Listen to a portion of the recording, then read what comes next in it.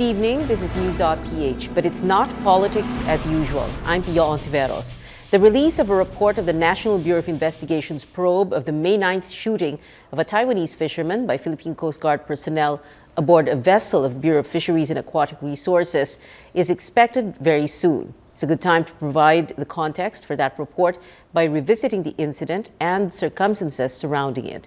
Joining me tonight is Attorney Arthur Abiera. He's the Executive Director of the Manila Economic and Cultural Office, and Professor J. Batong Bakal, who is the Director of the UP Institute for Maritime Affairs and Law of the Sea. Good evening, Attorney Abiera and Professor Batong Bakal. Thank you very much for being here. Good evening, Pia. Tell us first, Professor, about the background of this institute. It's fairly, is it yes. fairly new it's institute? a very new institute which is established at the UP Law Center. Just when? Actually, we just had our inauguration last February, and I'm still recruiting personnel.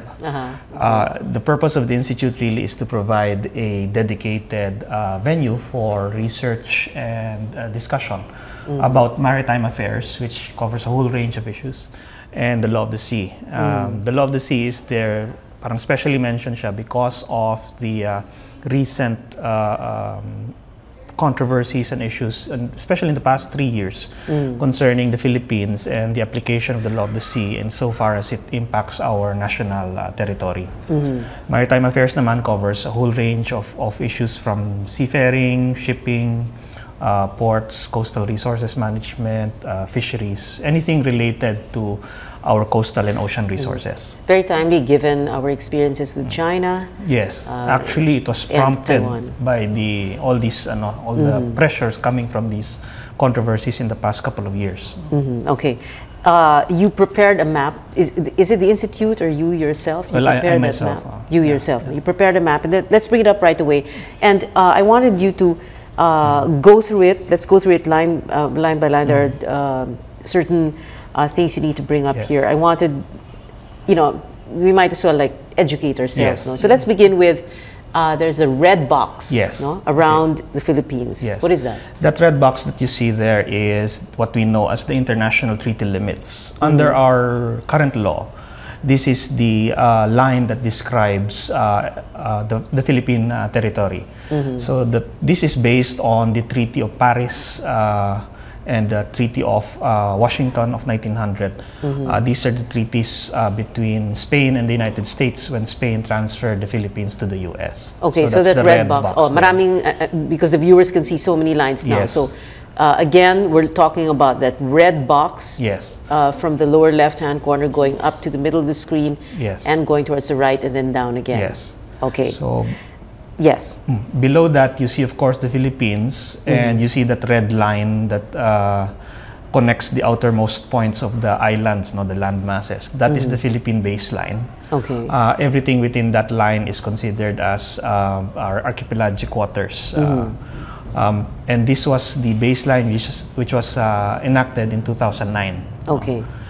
Actually, the original baseline was enacted in 1961 pa, but we amended it in 2009. There's a parang white irregular. You describe it as a white irregular line. Yes. So it moves from the middle of the screen and then upwards. Yes. That white line, on the other hand, is a Taiwanese line. It was drawn by their Coast Guard, their Coast Guard administration. And they call it. There are various translations like temporary control line. It translates to me as provisional boundary. Apparently, its purpose really is for the Taiwanese Coast Guard to define the area within which it operates for purposes of monitoring and enforcement of its maritime laws, probably fishing. But it is obviously within our... it intrudes into the red box that you see there. Okay. Also, it seems to it actually surrounds the Batanes Islands, as you notice. But which is internationally recognized? The one that is internationally recognized is the red line, the archipelagic baseline, and the blue line that you see around the islands that curves around the Philippines.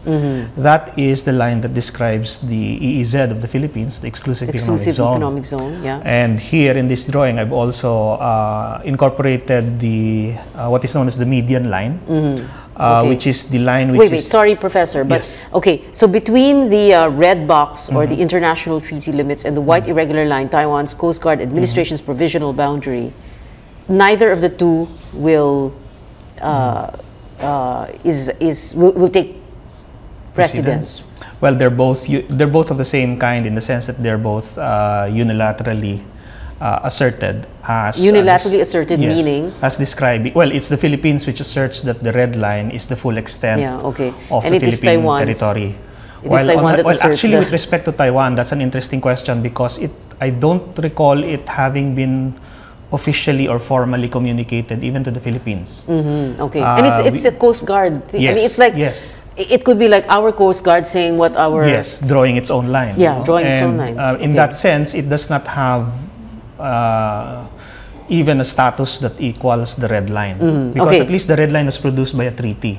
But this white line is not. Yeah, you mentioned the blue line, but let's go back first to item number 3 because it's orange broken curved lines. Where is that? Yes, that's there. Well, it seems to have become a solid line on this graphic, but that orange line actually traces the original 9-dash line, a part of the 9-dash line, which was originally issued by Taiwan in 1947. So this is now the basis for the Chinese, mainland China's 9-dash line as well. But what is notable about this line is that it shows that even in 1947, when Taiwan, the Kuomintang government of Taiwan was attempting to describe the land territories that was included in China, they drew that line. And they expressly they clearly avoided all the Philippine islands. Okay. You already mentioned the red lines around the Philippine islands, no? Yes. Okay. And then, let's go now to the blue irregular line around the Philippines. Where's the blue line?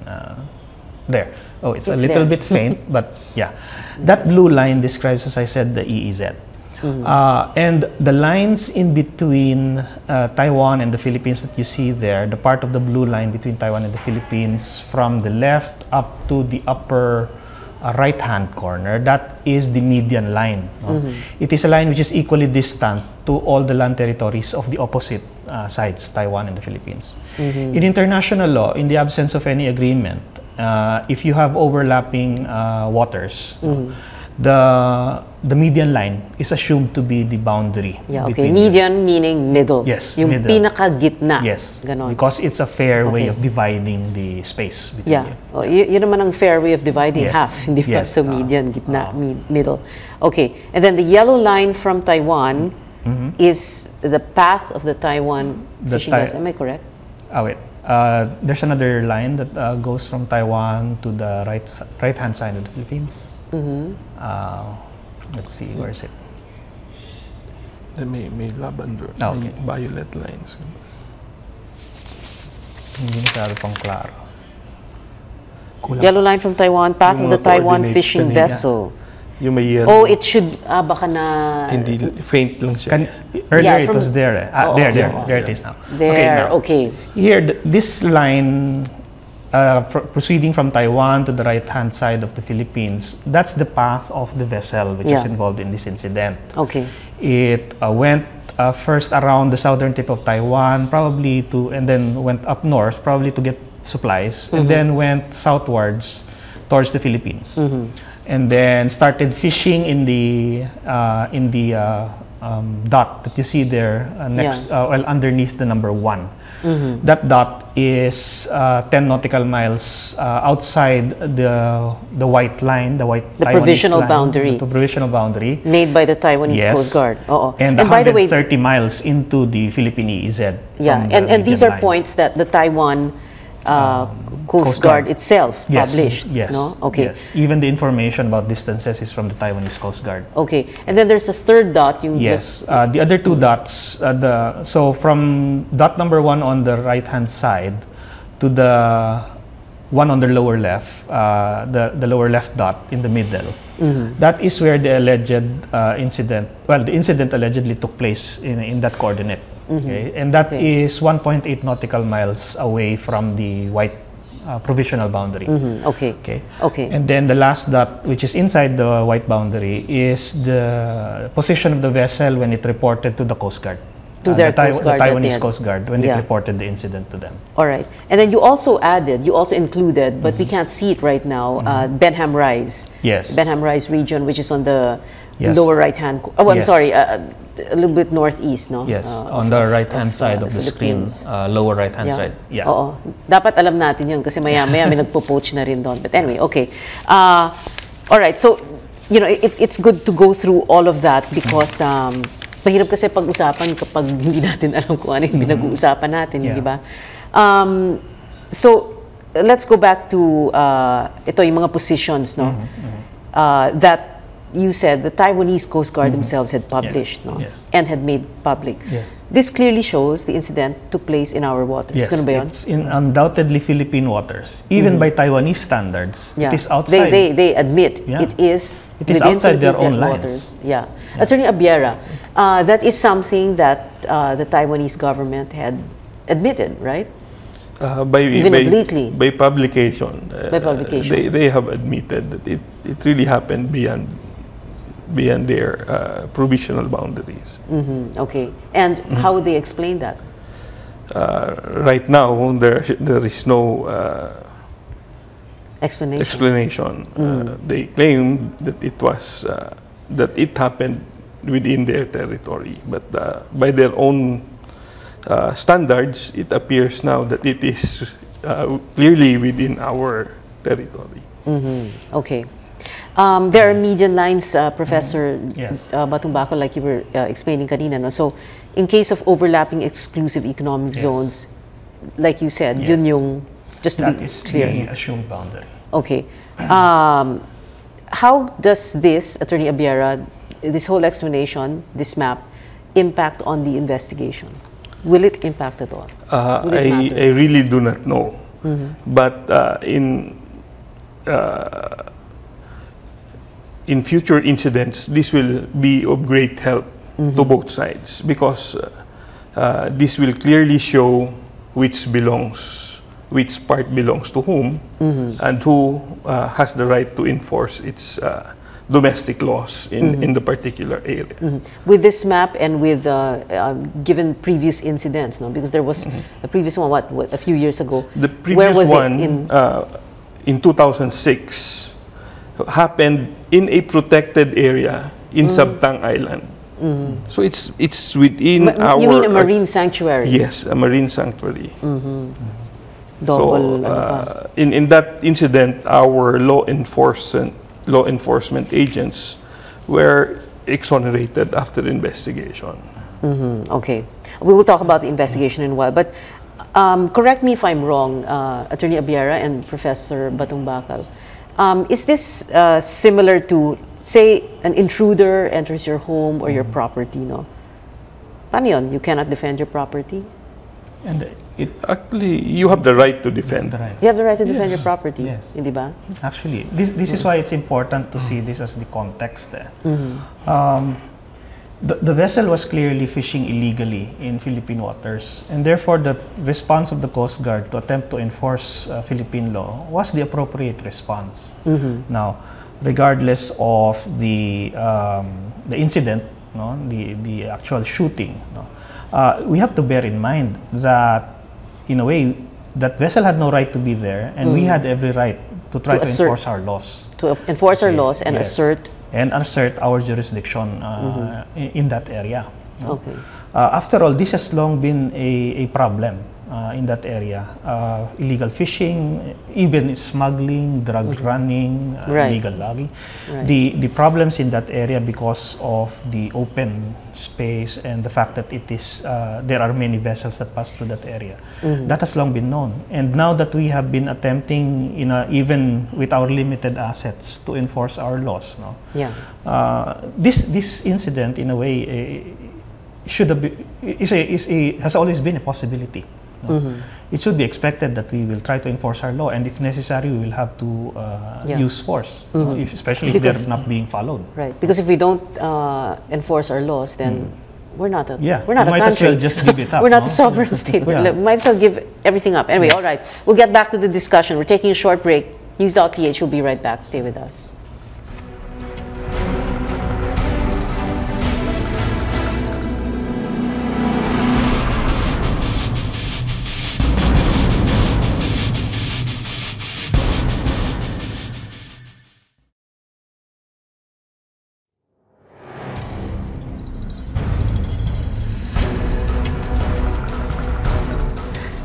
Welcome back.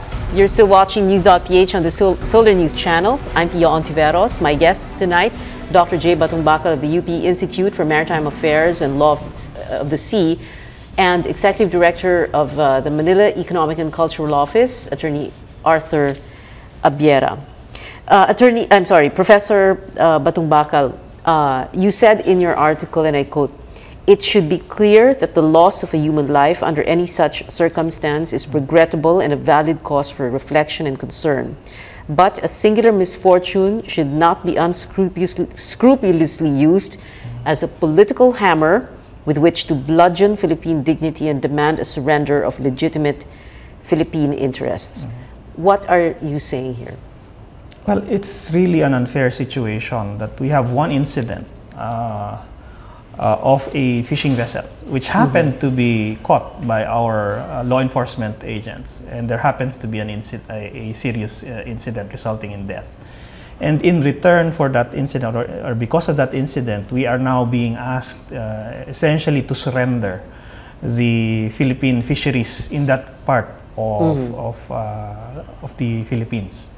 Because they were demanding that, Taiwan is demanding that we now enter into a fisheries agreement with them in order to ultimately allow the continuation of all of these illegal Taiwanese activities. Yeah, but you're saying we can do that later on, not now? Ganun ba yun? This is, if we do make that decision, it should not be under this kind of regime.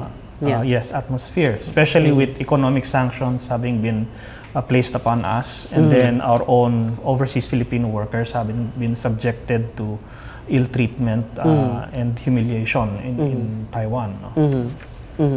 So, Attorney Abiera, were they justified in, as already lined up, imposing economic sanctions, demanding fisheries agreement, rejecting, refusing to accept an apology of the president, etc.? Whether it's justified or not, they have done it. And right now, we're trying to address these issues. On the fishery side, I think ang kagandahan nito mapag-uusapan how will we approach the overlapping issues in that part of the Philippines and try to resolve it as peacefully as we can and assert our rights to what is ours. Okay.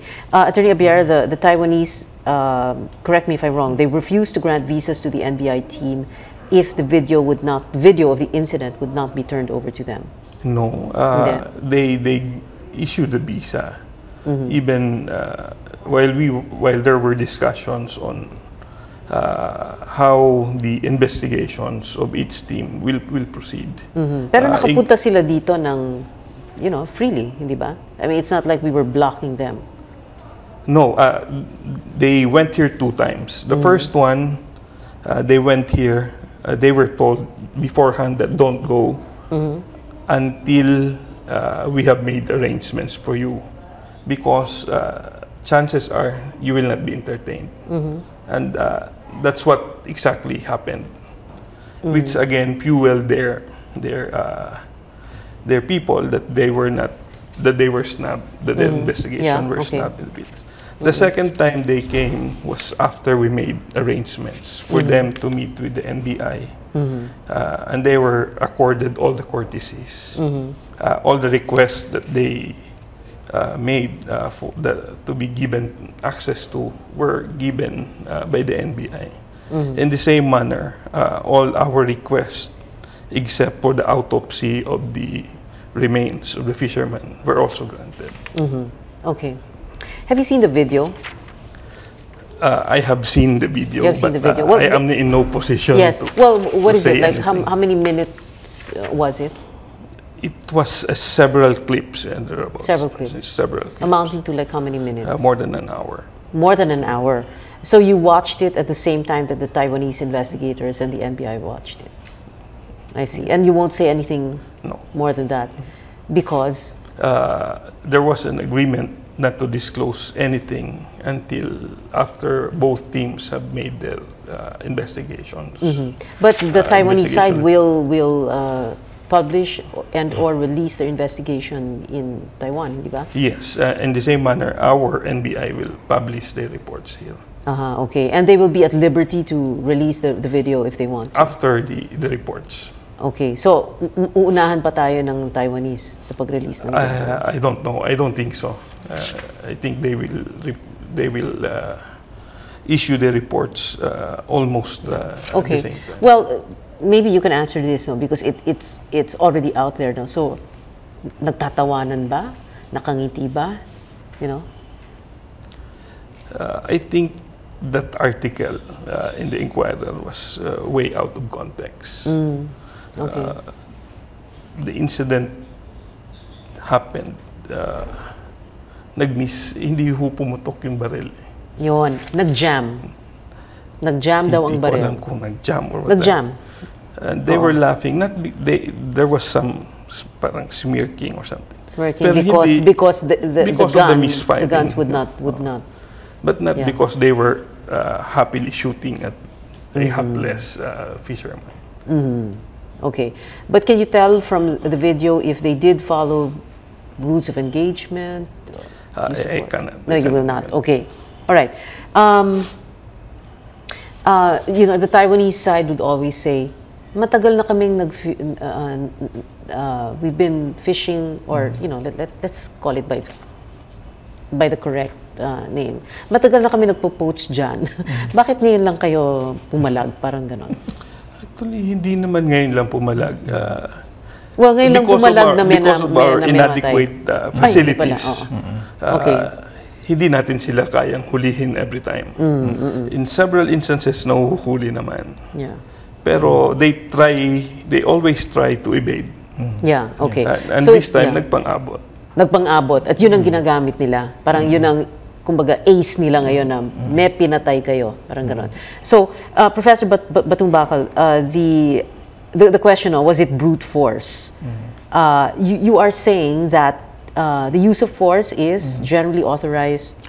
Well, the use of force is inherent in law enforcement. Right. Because without the use of force, it's not credible. It will not be effective.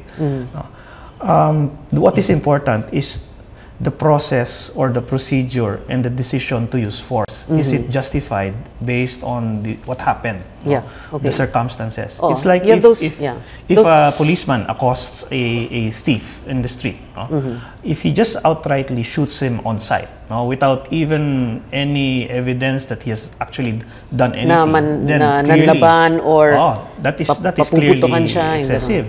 But if yun nga, ang nangyari is nakita siya, he was seen taking the stolen goods and then resisting and actually attempting to even fight back against the law enforcer, then the use of force will be authorized. Yeah. So that's why it's important to find out or to really first clarify the exact sequence of events and what really happened.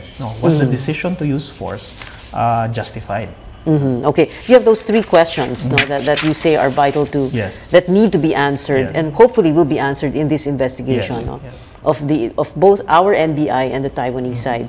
The first one you say is whether, like you said, the vessel followed proper procedures in intercepting and attempting to board, etc. Then the second, whether the Taiwanese vessel attempted to resist or elude. Yes. Diba?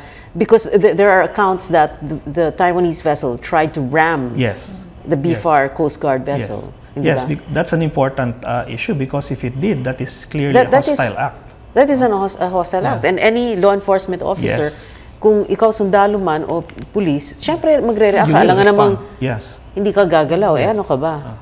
Parang ganon. Okay. Then your third question would be whether the act of firing was a reasonable course of action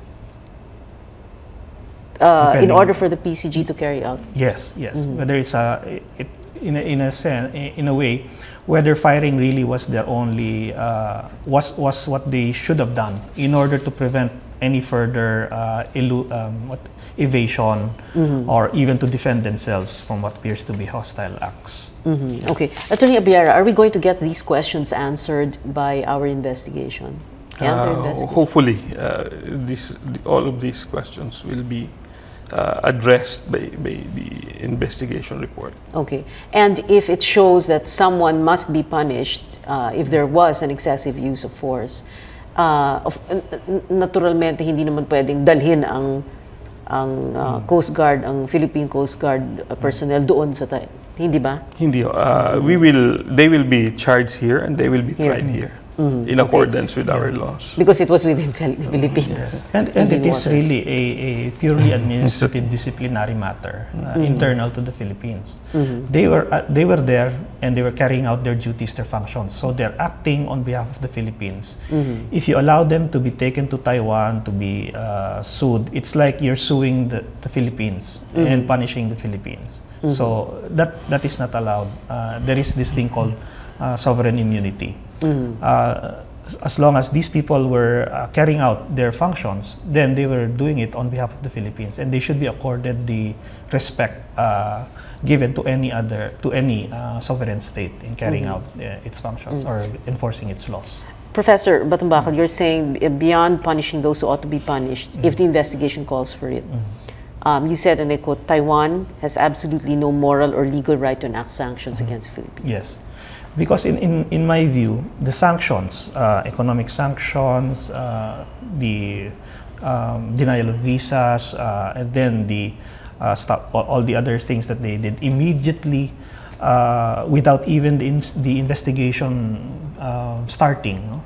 Those are really unjustified as far as I'm concerned, because you did not yet have all the facts, and yet all of these sanctions, which essentially punish the entire country, are suddenly being brought upon us.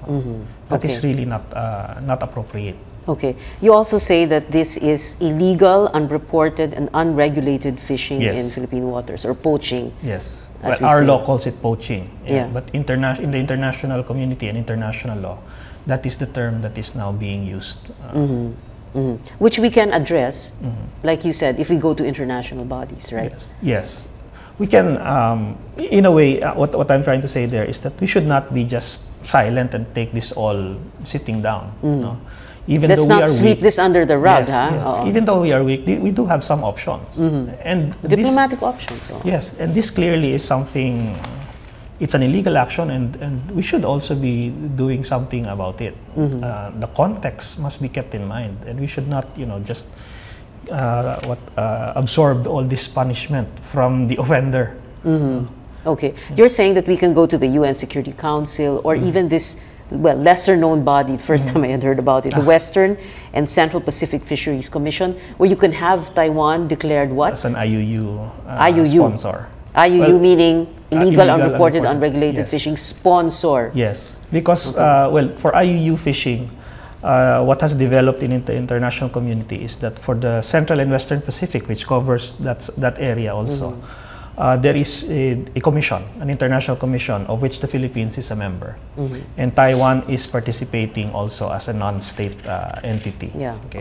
And one of the sanctions that, or one of the things that it can do is that if a country is declared to be a sponsor of IUU fishing, all of its fishing boats in the entire Central and Western Pacific will be deemed to be illegal, and they will not be allowed to fish. Okay, and Attorney Abiara, you will do that, right? Are we going to do that? Well, it's a government position.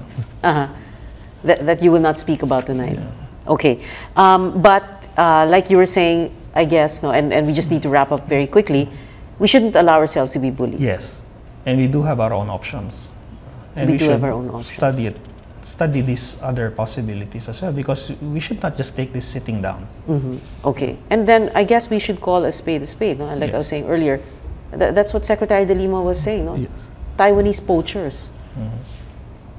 Tama? But that issue never cropped up in the entire media hype on this incident. So it was buried under the debris of the incident that resulted in maybe because we weren't sure at that time, di ba? Parang nangangapa tayo sa dilim. Okay, mangangapa tayo sa dilim kung hindi tayo mag-extra ngayon. So thank you very much, Professor J. Batumbakal and Attorney Arthur Abiara. Thank you very much for being with us tonight. And thank you for being with us. I'm Pia Hontiveros. This is News.PH. See you again next Wednesday. Good night.